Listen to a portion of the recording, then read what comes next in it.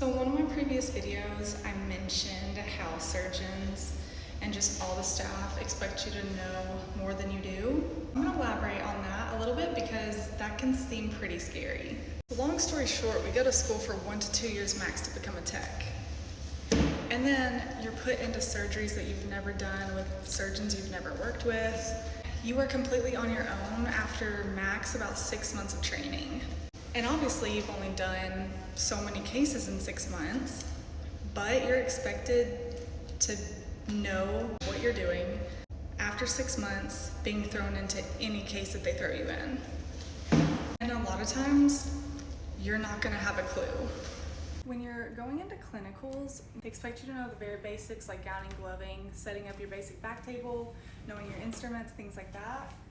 But other than that, they don't expect you to know everything. They don't have high expectations for students, so don't worry. As a student, you're always gonna have a preceptor there to help you and hold your hand and teach you everything. So don't be scared of clinicals. Be scared after your training. After you get trained and you're on your own, then there's nobody there to hold your hand and help you anymore. Like I said, you're just expected to pretty much know everything. Everything that's gonna be used, anyone who's in the case, to know their glove sizes, extra trays that need to be opened, you know, but you do have a preference card to go by.